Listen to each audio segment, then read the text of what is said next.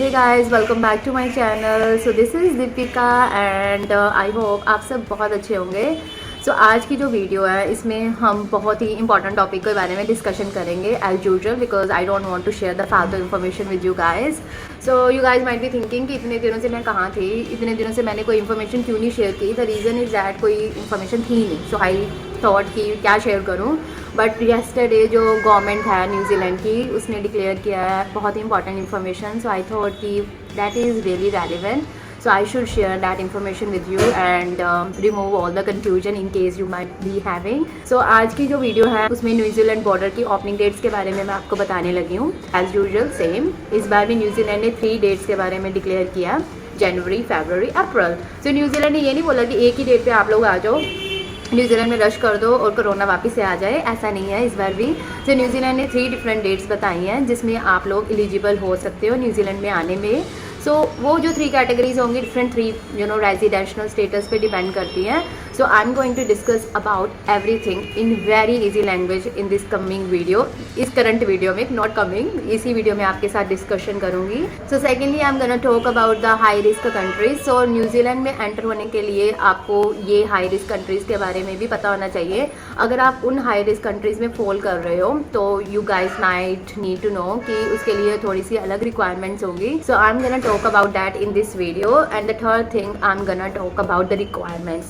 So बहुत सारी ज़रूरतें, कंडीशंस फुलफिल करनी पड़ती हैं जब आपको किसी कंट्री में एंटर होना पड़ता है. We know that it's happening since many years but this time because of कोविड-19 कोरोना की वजह से आपको थोड़ी सी कॉम्प्रिहेंसिव कंडीशंस कंप्लीट करनी पड़ेंगी. So I am gonna discuss everything in this video. So पहला टॉपिक है एंट्री डेट्स. सो न्यूजीलैंड ने ना 3 डिफरेंट डेट्स बताई हैं जो कि मैं अपने फ़ोन से भी रीड करके बताने लगी हूँ. And you guys might already know that on the New Zealand government website. So सबसे पहले 16 जनवरी 2022, नेक्स्ट ईयर 2022 में 16 जनवरी जो डेट है तब fully vaccinated New Zealand residents can travel to New Zealand. अगर कोई भाई बहन ऑस्ट्रेलिया में रह रहा है and they want to travel to New Zealand and उनके पास न्यूजीलैंड का सिटीजनशिप है, न्यूजीलैंड की रेजिडेंसी है, they can travel to New Zealand. बहुत अच्छी न्यूज़ है बिकॉज बहुत सारे ऐसे न्यूजीलैंड सिटीजन्स और रेजिडेंट्स थे जो ऑस्ट्रेलिया में रह रहे हैं currently and they have everything like New Zealand passport and they want to travel to New Zealand. But if they have to travel to New Zealand उनको 14 डेज़ का क्वारंटाइन झेलना पड़ना था. बट 16 जनवरी 2022 से it's very happy and exciting news, they can travel to New Zealand without staying in MIQ. So उनको MIQ में रहने की कोई भी नीड नहीं पड़ेगी. And the second that is 13 February 2022. सो जनवरी के बाद आता है फरवरी. सो नेक्स्ट मंथ क्या होगा, जो fully vaccinated New Zealand citizens residents can travel to New Zealand from most countries without staying in MIQ. So this is all about 13 February 2022. 13 फरवरी के बाद उन्होंने मार्च के बारे में कुछ नहीं बताया. They just skip the month of March but they just jumped to the अप्रैल.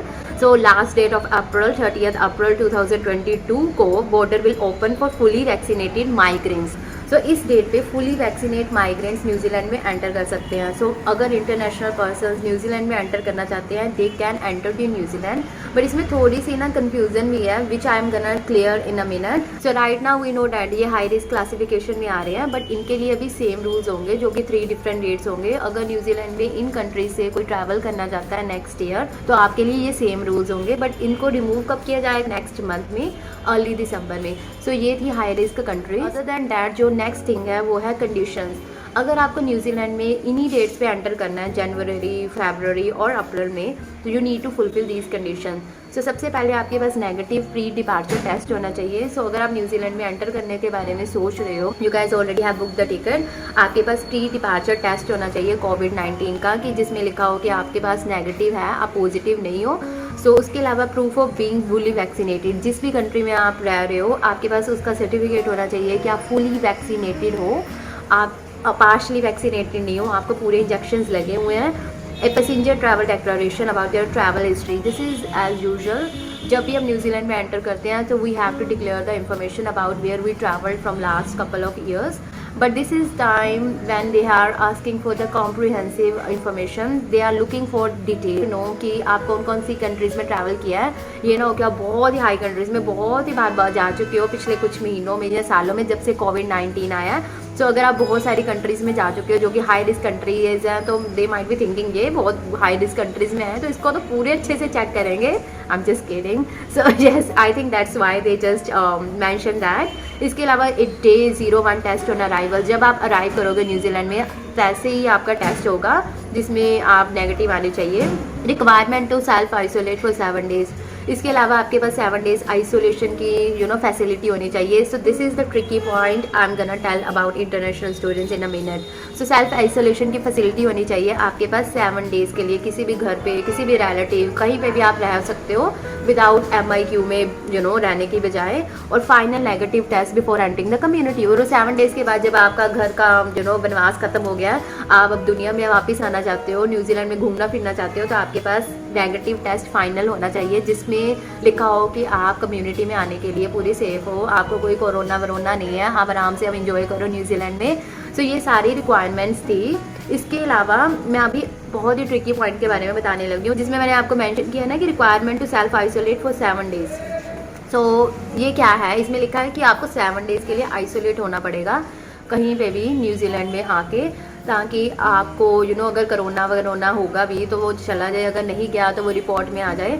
तो ये 7 डेज़ की फैसिलिटी ऑफ कोर्स किन लोगों के पास होगी जो कि न्यूजीलैंड में ऑलरेडी रिजाइड करते हैं, न्यूजीलैंड सिटीजन्स हैं, विजिटर्स हैं, स्टूडेंट्स हैं, वट एवर, जो कि न्यूजीलैंड में ऑलरेडी रहते हैं, जिनका कोई नॉन या फ्रेंड या फैमिली मेम्बर न्यूजीलैंड में रहता है। बट अदर दैन डैट जो कि न्यूजीलैंड में फ्रेश स्टार्ट करने के बारे में सोच रहे हैं, लाइक स्टूडेंट जिनको कोई नहीं जानता न्यूजीलैंड में, they have no connections in New Zealand and they have no hotel booking and nobody knows them. So उनके लिए क्या होगा? So उन्होंने अभी न्यूजीलैंड की जो गवर्नमेंट है डिसाइड नहीं किया कि क्या होगा उनके लिए, बट 30 अप्रैल 2022 से पहले they will tell to the people कि अगर आप इन न्यूजीलैंड में इंटरनेशनल स्टूडेंट आ रहे हो एंड आपके पास होम फैसिलिटी नहीं है क्वारंटाइन करने के लिए, सो इसके बारे में न्यूजीलैंड की गवर्नमेंट है जो एजुकेशन इंस्टीट्यूट्स हैं उनके साथ डिस्कशन करेगी and they will make a plan कि अगर कोई स्टूडेंट फॉर एग्जांपल इंडिया से आ रहा है या पाकिस्तान से आ रहा है, whatever the country they are coming from and they have no connection in New Zealand, so वो होम क्वारंटाइन कैसे करेंगे। सो अगर आप इंटरनेशनल स्टूडेंट हो and you want to know कि मैं स्टूडेंट वीज़ा के बारे में अप्लाई करने के बारे में सोच रहा हूँ, ये सोच रही हूँ in case you are a girl, तो मेरा क्या रूल होगा।